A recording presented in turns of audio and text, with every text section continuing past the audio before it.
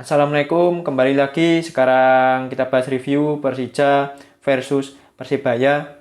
Persija menang dengan skor 1-0 berkat gol dari Rio Matsumura.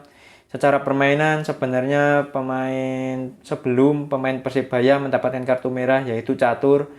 Kedua tim cukup berimbang dan beberapa kali mendapatkan peluang. Tetapi setelah pemain Persebaya yaitu Catur mendapatkan kartu merah, permainan dari Persebaya menurun dan pemain Persija unggul terus mengobok-obok pertahanan dari Persebaya, mendapatkan beberapa peluang, akhirnya Rio berhasil mencetak gol.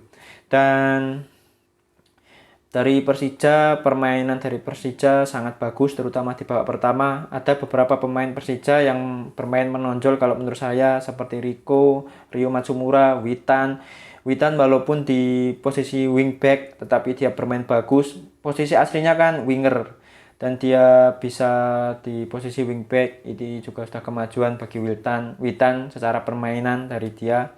Dia bahkan bisa mencetak assist untuk gol dari Rio Matsumura, dan duet Rio dan Rico bisa mengantisipasi absennya Marco Simic. Ini sangat bagus. Taktik dari Thomas Doll ternyata jalan. Thomas Doll sudah menemukan formula gimana caranya agar Persija bisa membaik tanpa kehadiran Marco Simic. Dan dari Persebaya ada beberapa perubahan. Seperti di lini depan ada Bruno sudah bermain. Terus di lini tengah Valente tidak dimainkan dan diganti oleh Tony, pemain muda. Terus di posisi kiper ada Andika menggantikan Hernando Ari. Dan di babak pertama, seperti dibilang, sebelum pemain Persibaya mendapatkan kartu merah, kedua tim bermain imbang. Temponya cepat, saling jual beli serangan. Beberapa kali ada peluang, tapi ya finishingnya masih kurang sempurna. Dan Catur Pamungkas akhirnya mendapatkan kartu merah karena melanggar Witan Sulaiman. Dan permainan dari Persija meningkat karena unggul pemainnya.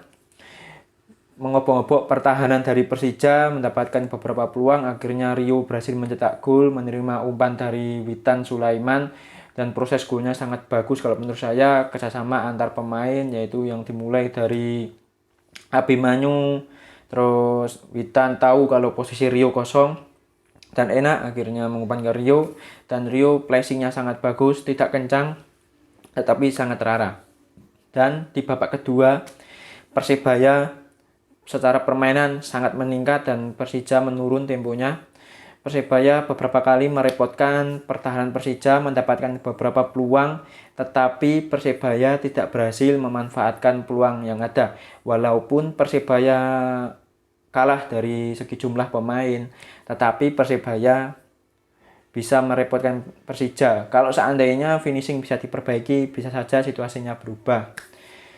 Dan masuknya beberapa pemain Persibaya yang saya tahu namanya itu Kasim Botan bisa membuat permainan Persibaya semakin meningkat. Dan Thomas Doll merespon dengan memasukkan beberapa pemain tengah, yaitu untuk menggantikan Hanif siapa ya? Sarian Abimanyu juga, dan memasukkan beberapa pemain tengah, pemain muda Hanan, dan satu lagi saya nggak hafal namanya, pemain muda pokoknya, dan back yaitu Arjun Shah untuk menggantikan kalau nggak salah Witan.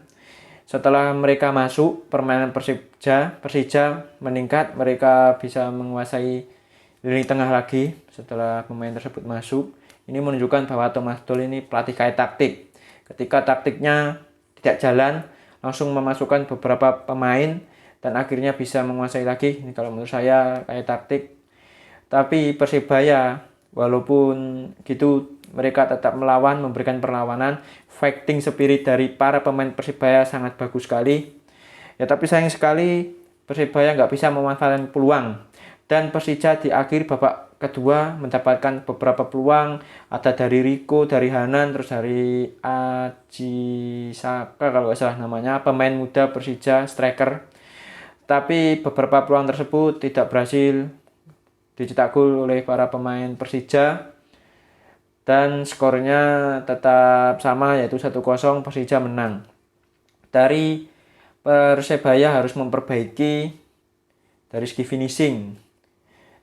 Mereka sebenarnya bisa membuka peluang, tetapi mereka tidak berhasil menyelesaikan peluang yang ada. Bahkan sampai merepotkan Andre Tani saja mereka kesulitan karena dari segi finishing mereka sangat kurang. Harus diperbaiki lagi oleh Aji Santoso finishing dari Persebaya. Sebenarnya Persebaya tidak bermain buruk kalau menurut saya, terlepas kebobolan tadi ya, karena kurangnya pemain.